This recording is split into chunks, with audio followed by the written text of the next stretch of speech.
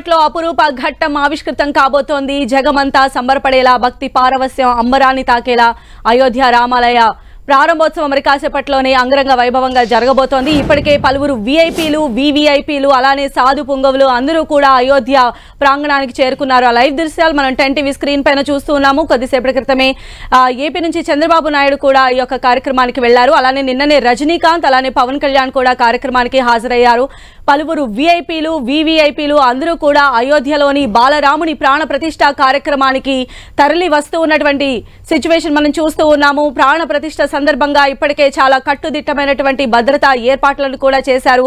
దాదాపు 7,000 మంది వరకు కూడా వీఐపీలు, వీవీఐపీలు యొక్క కార్యక్రమానికి హాజరు కాబోతున్నారు. చిరంజీవి కూడా ఈ కార్యక్రమానికి హాజరయ్యారు. కుటుంబ సమేతంగా ఆయన అయోధ్యలోని బాలరాముని ప్రాణ ప్రతిష్ఠ కార్యక్రమానికి చేరుకున్నారు. అలానే రజనీకాంత్, పవన్ కళ్యాణ్, కొద్దిసేపటి క్రితమే చంద్రబాబు నాయుడు కూడా ప్రాణ ప్రతిష్ఠ కార్యక్రమానికి హాజరు కావడానికి అయోధ్యకు చేరుకున్నారు. మరి కాసేపట్లోనే అంగరంగ వైభవంగా ఈ కార్యక్రమం జరగబోతోంది. సో మన విజువల్స్ లో కూడా చూడొచ్చు. బిగ్ బి అమితాబ్ బచ్చన్ కూడా రాముల వారి ప్రాణ ప్రతిష్ఠ కార్యక్రమానికి హాజరైన వారిలో ఉన్నారు. మొత్తం 7,000 మంది వరకు ఈ కార్యక్రమంలో పాల్గొనబోతూ ఉన్నారు. అధికార పక్షం అనే కాదు, ప్రతిపక్షంలో ఉన్నవారు, సినీ రాజకీయ ప్రముఖులు అందరూ కూడా ఈ కార్యక్రమంలో హాజరు కాబోతూ ఉన్నారు.